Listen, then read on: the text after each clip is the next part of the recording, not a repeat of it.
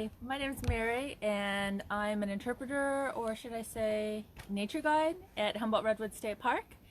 And I love being back. I've only been back about a week and it's fantastic. I can't wait to start talking to people about redwoods, but there are actually a lot of really neat animals here at Humboldt Redwood State Park. Fortunately, you don't get a chance to see them because they are mainly nocturnal. That means they come out at night. So, but you can see signs that they've been here, animal signs like tracks or scat, that's what we call poop, or maybe browsing lines, that's when they're munching on plants and things like that.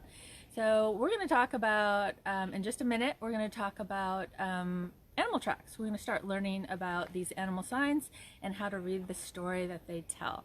Now I'm here with Griff, who's holding the camera because he's going to be my technical support today. Say hi, Griff. Hi, hello. Hello, everybody. You probably know him.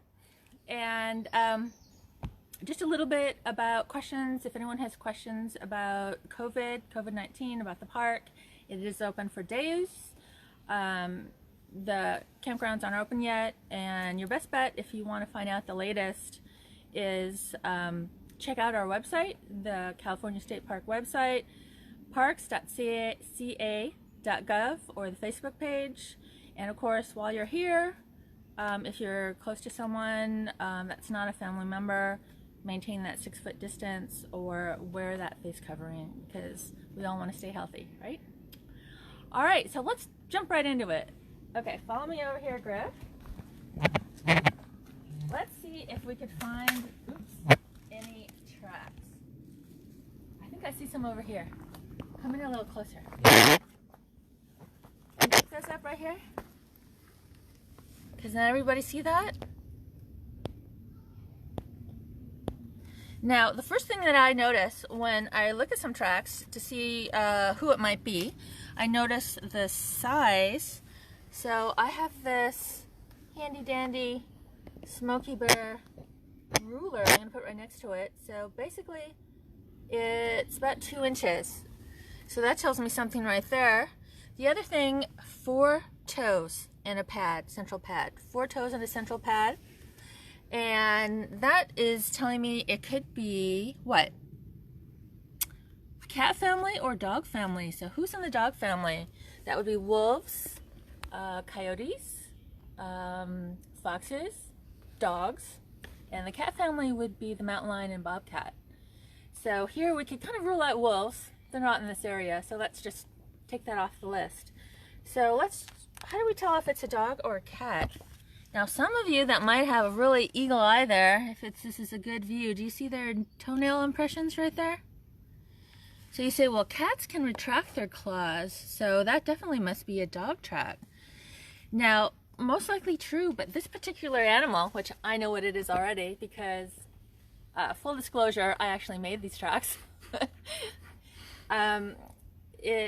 This particular animal has semi-retractable claws, so can't always go by that, because if it's not in like really soft mud like this, you might not actually see their toenail marks. But there's another way you could tell that's really great. So look at the 2 front toes and have a straight edge. They're pretty much exactly parallel, like a line, and then the 2 outer toes, parallel line like that. Do you see how that works? Now, if this were a member of the cat family, the 3rd toe would be the leading toe. It would actually come out in front. So we could pretty much disqualify this. These are not cat from the cat family tracks. So what do we got? We've got wolves. Okay, it's a little, no wolves. Coyotes, a little too small for that. So we're thinking foxes or dogs. Foxes or dogs. So how can we tell? Now this, we're going to get into more like behavior. So if you have a full line of tracks, there's something that you could look at that'll tell you if it's a dog or most likely a dog or a fox track. And Griff is going to actually demonstrate this. So let's see, I'm going to turn this around so that I can pick up Griff. Now, where is he? There he is. Say hi. Okay, now if Griff were, let's say, a wild animal, and he was in this area, how would he move? How would he go from place to place? Go ahead, go Griff. All right, come back. Okay. Now let's do the second one, and I think you'll see a big difference. Now, if Griff were someone's dog, someone's pet, that they just let out of a car, now what do you think they would do if you, let's say, brought your dog and let them out? How do you think they'd move across this area? Go ahead. What? Please. Yeah, okay. I think we've all got the idea. I think we got the idea. So what you're seeing is, if you're a wild animal, you've been here before. You've smelled it all. You've got a purpose. You're trying to avoid being prey, being food for someone's dinner. So you're not going to hang about. Or you're looking for prey, or you've got a purpose. You're not, you're trying to find food. You don't want to waste energy. But if you're someone's pet, they're not worried about predators or food. They're just interested in all the cool smells out here. So their path is just going to be all over the place, like Griff was demonstrated pretty clearly, smelling everything. Where if you were a wild animal, pretty straight, just purposeful is what you think of. So we don't have a whole line, but you typically would hopefully have more than one track. And so that would definitely tell you that you were with a wild animal versus a dog. Now, last thing that's just going to nail it on the head, and I'm going to show you this. I hope this comes out. Hold it up a little bit. Okay. I got most of my information, because I'm learning too with you, from Kim Cabrera. Don't worry, I'll show you her information at the end. She's the bear tracker. And this is a photo from her. And this is showing something, I think we've pretty much narrowed it down to fox, right?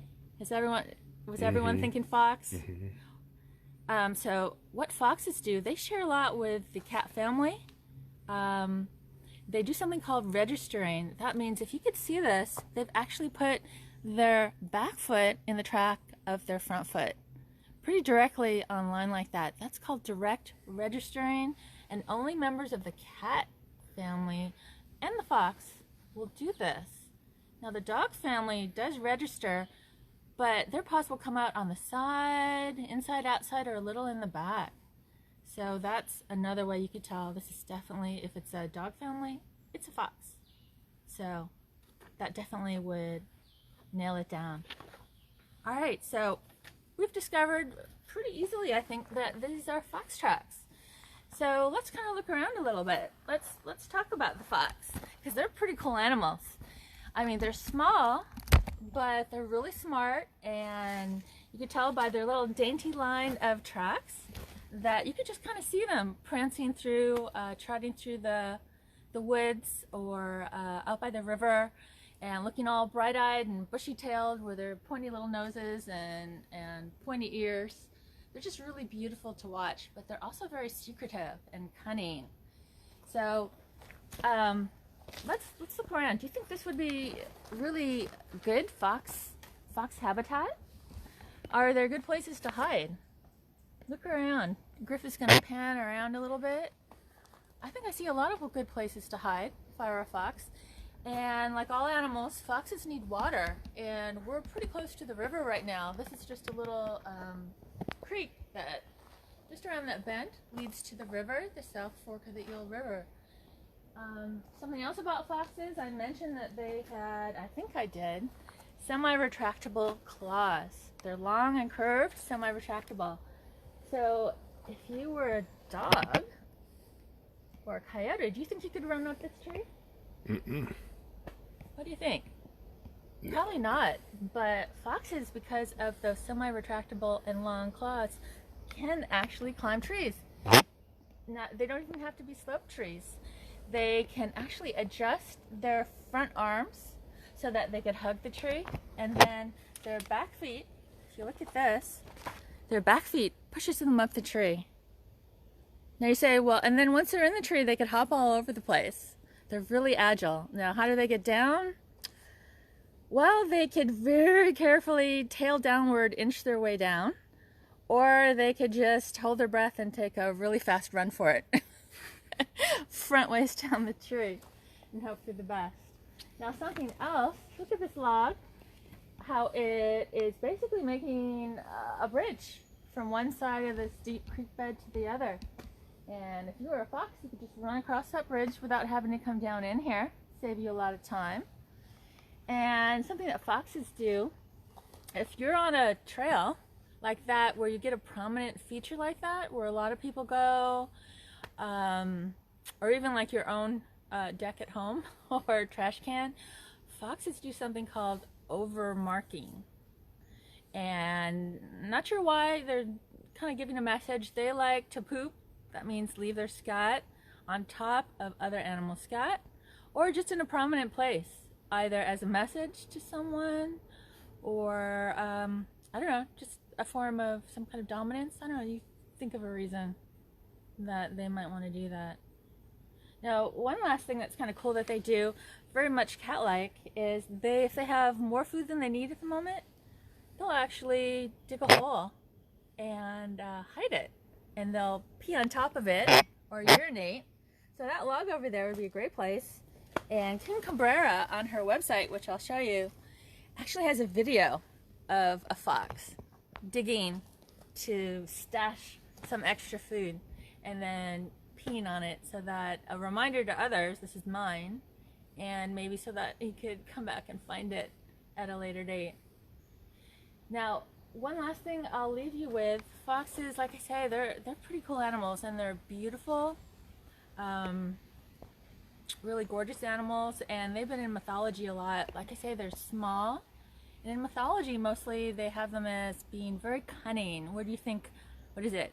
Sly like a fox? What is it, Griff? Is it sly like a fox? Sly like a fox. Or outfox someone. Mm-hmm.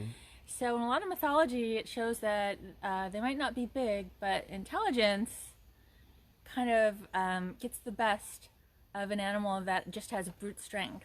So it shows a lot like that. And in Finnish mythology, this is particularly neat. It is said that foxes actually conjure up the aurora borealis. Now, most people have heard of that. If you haven't, it's just beautiful display of lights in the sky that happens in specific areas of the world.